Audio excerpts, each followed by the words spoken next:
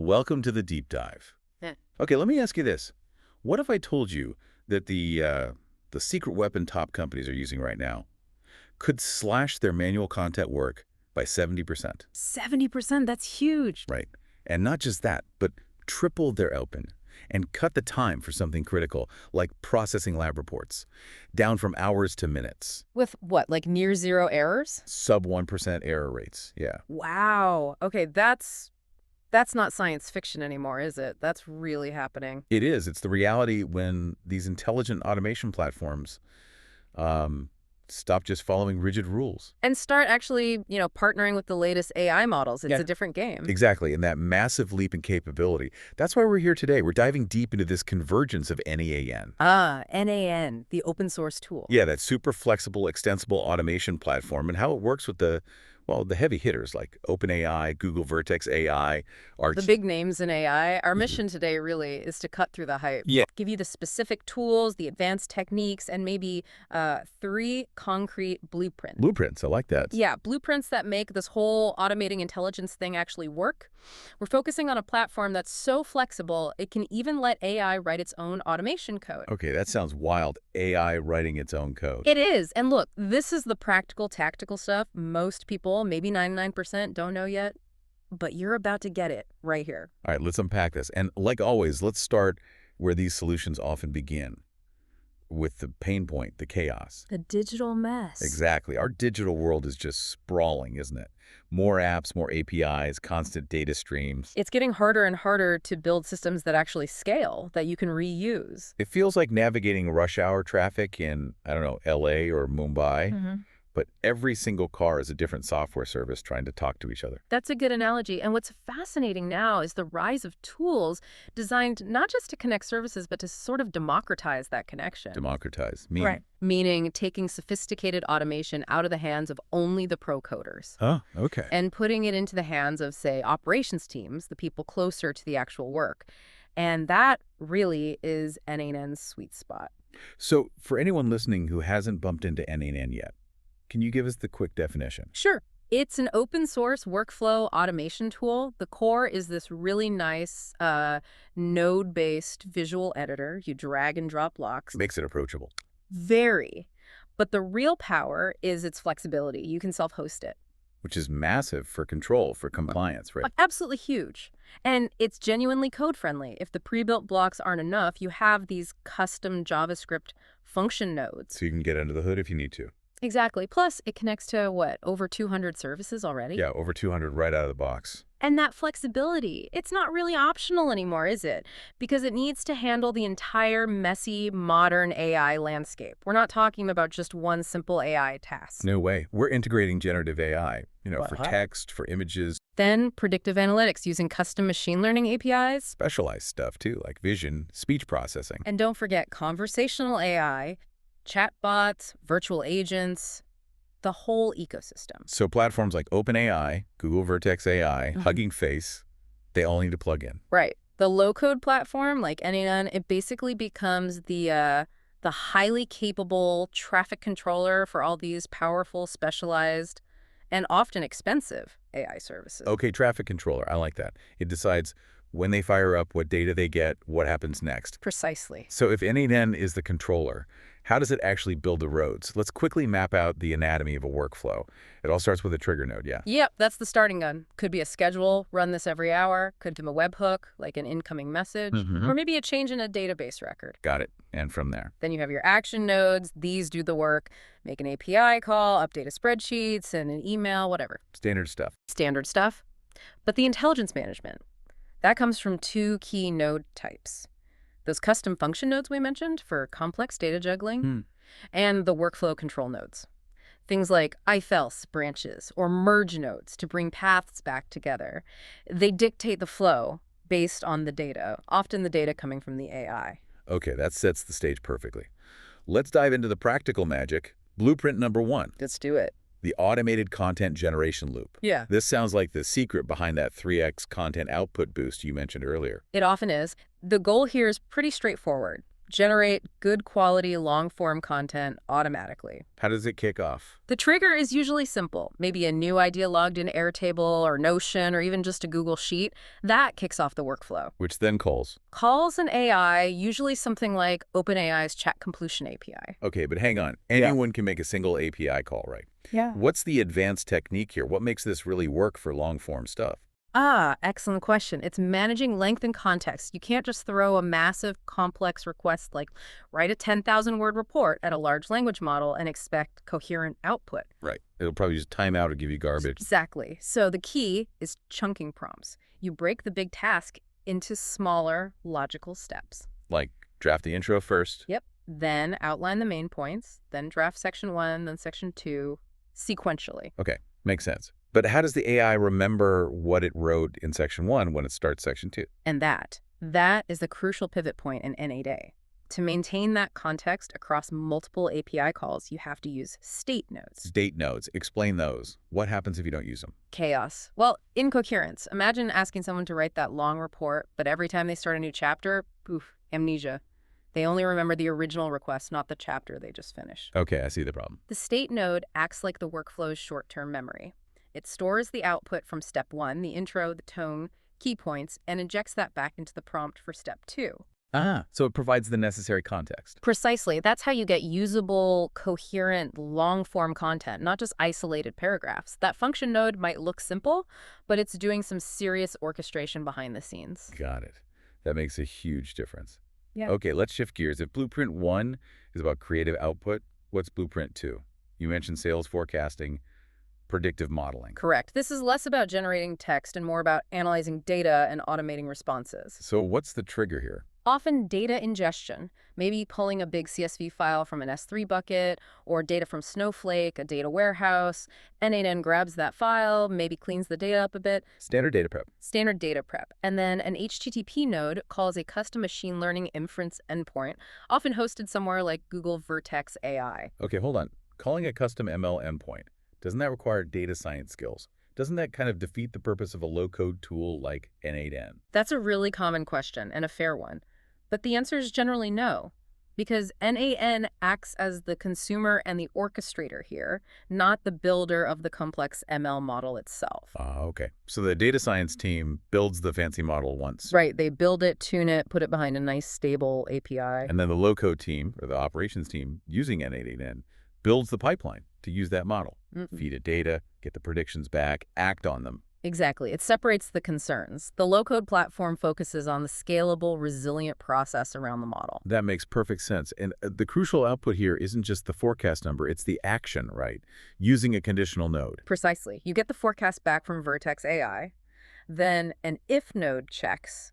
Does this forecast deviate from the target by more than, say, 10%? And if it does. Then it routes the workflow to send an alert to a specific Slack channel, or maybe create a high-priority ticket in Jira, only when necessary. Smart alerting avoids noise. Exactly. And this leads to a really critical best practice when you're dealing with external models like this. You absolutely must emphasize versioning your model endpoints and doing schema validation on the input data. Why is that so critical? Because models are trained on data with a specific format, a specific schema. If the source data suddenly changes, maybe a column name gets tweaked upstream and you send that malformed data to the model endpoint. It breaks? It breaks. Or worse, it gives you a nonsense prediction without an obvious error. Silent, catastrophic failure in your forecast. So n8n needs to check the data shape before calling Vertex AI. Okay, that sounds like a lesson learned the hard way for someone somewhere. Yeah. Good tip. Let's move to the third blueprint, conversational AI, the real-time responder. This is where we see things like report processing time dropping from hours to minutes. Yeah, this is all about speed, routing, and sometimes data extraction and response. It typically starts with an incoming message, could be a chat, an email, maybe even a scanned document arriving via webhook. Okay. n8n acts as the intelligent router and maybe a translator. It takes that input, maybe formats it correctly, and forwards it to a more sophisticated AI service. Like Azure Bot Service. Or maybe a custom large language model endpoint. Exactly. That service processes the request, figures out the intent, maybe extracts key information, formulates a reply. And then sends it back to n8n. Right. n8n receives the AI's response and maps it back instantly to wherever the user is waiting, the chat window, email, etc. But we've all been stuck talking to frustrating bots that just loop. Yeah. Yeah. What's the advanced tip here to make this actually work well and not annoy people? Mandatory for resilience, prioritization rules, and human fallback. Knowing when the bot is out of its depth. Absolutely critical. The AI will hit its limits, it'll get a query it wasn't trained on, or maybe an angry customer needing empathy. You must build rules into the n8n workflow. Rules like what? Like if the AI's confidence score for understanding the request drops below, say, 50%, don't even try to answer. Or if the sentiment analysis detects extreme frustration, then the prioritization rule triggers an immediate handoff. It flags a human agent, maybe in Zendesk or Salesforce Service Cloud, and crucially passes along the entire conversation history. So the human doesn't have to ask, can you explain the problem again? Exactly. Saves the customer from that maddening loop and lets the human jump in effectively. Maybe if confidence is between 50 and 80%, the bot handles it, but flags it for review later. Okay, that tiered approach makes sense. Building in the escape hatch is key. Essential. Now, if these systems are getting this complex, managing multiple AI calls, handling state, running logic, they absolutely have to be reliable. Which brings us to that hidden bonus you teased. The Easter egg moment. Ah, yes. For those ready for the real cutting edge, dynamic workflow generation. Which you said is the AI basically coding itself. Pretty much. It's a mind-bending concept. You use AI like an LLM to literally compose or modify n8n workflows on the fly. Based on what? Based on a natural language request. Imagine typing into a chat interface connected to n8n. Generate a workflow to process new invoices from my email inbox, extract the vendor name and total amount, and add them to my Google Sheet. Okay. So I just describe what I want in plain English. Exactly. n8n takes that request, maybe clarifies a few things, then sends it to an LLM like OpenAI's GPT-4. And the LLM. The LLM analyzes the request. It understands it needs nodes for reading email, maybe an AI node for extraction, a Google Sheets node. It figures out the sequence and how they should be connected. And then what does it output? Ideas, a plan. No, it outputs the actual JSON definition of the n8n workflow. That's the text file that precisely defines every node, every setting, every connection. Wow. And here's the kicker. n8n has its own internal API. So the system takes that JSON generated by the AI and uses its own API to import and activate that brand new workflow immediately. So the AI literally just wrote and deployed functional automation code based on my sentence. Bingo. The AI is coding itself, building its own automation tools. That completely changes the game. The job shifts from meticulously building every connection to what? Managing the AI that builds the connections. It's a fundamental shift, yeah. And you can see why reliability and error handling become even more critical when things get this dynamic. Absolutely. So how do you handle the inevitable failures in systems this complex? Things will break. They will. You absolutely must have a robust, probably centralized error workflow, something that catches failed workflow executions. Okay, catches them. But then what? Just log it, yes, but critically, it needs to implement automated retries with exponential backoff. Exponential backoff. Why not just retry immediately, like 5 seconds later? That's special about exponential. Because often failures happen because an external system you're calling, say, a third-party API like Salesforce or a payment gateway is temporarily overloaded or down. Right. If you just hammer it again every 5 seconds, you're not helping. You're making the problem worse and guaranteeing repeated failure. I see. Exponential backoff means the delay between retries increases each time. Wait 5 seconds, fail. Wait 10 seconds, fail. Wait 20, wait 40, wait 80. It gives the struggling external system breathing room to recover. And that actually increases the chance of success on a later retry. Significantly. It's a simple concept, but massively important for operational stability, especially with flaky external dependencies. That's a huge practical takeaway. What about scaling these things? If a workflow suddenly gets hit with massive volume, standard infrastructure best practices become essential. n8n itself scales horizontally. You can run multiple instances using Docker Compose or, more typically, Kubernetes. so you just add more worker nodes. Add more workers, and often you'll want to use an external message queue, something like RabbitMQ or Redis Streams, Why the queue? to manage the distribution of jobs to the workers reliably, especially under high load or if a worker node fails. The queue ensures jobs aren't lost. And alongside scaling, you need observability. Monitoring. Seeing what's actually happening. You got it. integrating with tools like Prometheus for metrics, Grafana for dashboards, and increasingly using AI itself for log analysis, spotting weird patterns or anomalies in the logs before they cause a major outage. Using AI to monitor the AI workflows? It's turtles all the way down. Kind of, yeah. Finally, we absolutely have to touch on security and compliance, especially when AI starts handling sensitive stuff like customer data, financial info, health records. This is non-negotiable. Totally agree. What are the key practices there beyond the basics? Well, the basics are crucial things like using OAuth 2 for connecting to services securely, storing credentials in an encrypted vault, never hard-coding Oh, secrets. table stakes. Table stakes.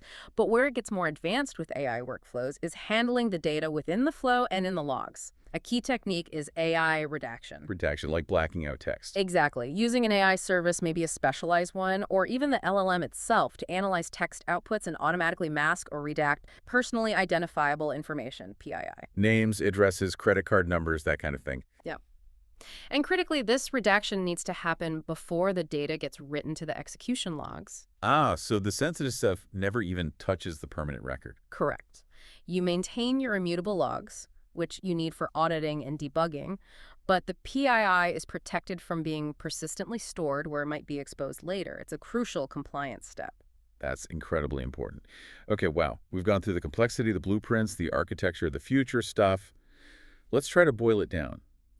If someone's listening and wants to start building these intelligent, resilient systems today, what are your top maybe 3 core recommendations? Okay, 3 key takeaways. First, start small, scale fast, don't try to boil the ocean on day one. Prototype simple workflows first. Get something working, then iterate. Good advice for any tech project, really. Absolutely. Second, modularization.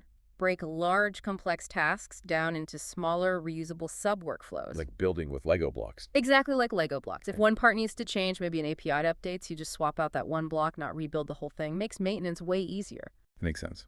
And the third? Continuous learning and monitoring. Especially with AI, things aren't static. You have to monitor for AI model drift. Model drift. What's that? Think of it like the AI model getting stale. The world changes, data patterns shift, customer behavior evolves. The model trained 6 months ago might not be accurate anymore. It's like using an old map. So you need to. You need processes to monitor model performance, retrain models periodically with fresh data, and constantly refine and test your prompts. It's an ongoing iterative cycle. Start small, modularize, and keep learning. Got it. This has been a seriously deep dive into how these low-code platforms like n8n are becoming the brainstem, the central nervous system for orchestrating all this cutting-edge AI. Yeah, and the sources we're seeing, the trends, they're really pointing strongly in one direction for the future. These platforms are evolving beyond just automation tools Into what? into something more like an AIOS, an operating system for AI. They're becoming the backbone for coordinating truly autonomous agents. Autonomous agents, meaning AI that acts independently. Acts independently, makes decisions, optimizes processes itself. It means automation isn't just following the rules we write anymore. It's starting to potentially make its own rules based on dynamic inputs and goals. That's a powerful thought, and maybe slightly terrifying. Automation that decides its own path. It's definitely a paradigm shift we need to watch closely. Well, thank you for guiding us through that, and thank you for joining us on this deep dive into n8n and the future of intelligent workflows. If you're feeling inspired to build these kinds of resilient, intelligent systems, well, there's really no time like the present to start exploring these blueprints. Definitely. And we've really only scratched the surface today, focusing mostly on how this orchestration works in the cloud. Ah, so there's more. Oh, yeah. Yeah. If today was about AI managing complex workflows centrally, next time we need to investigate the whole emerging field of edge and IoT integration. Edge and IoT, putting this intelligence out in the real world. Exactly. How are these AI-driven workflows being pushed out directly onto devices? Onto sensors on a factory floor, into vehicles, out into remote field locations, far away from the centralized cloud. That sounds like a whole different set of challenges, and maybe ethical questions. Huge ethical questions. What happens when these autonomous agents aren't just processing data, but potentially controlling physical systems? What are the design principles we must implement for safety, for accountability, when the AI is acting right there in the physical world? Okay, edge AI, autonomous agents in the physical world, ethical automation. Definitely sounds like something you won't want to miss. Make sure you subscribe so you catch the next stage of this AI revolution.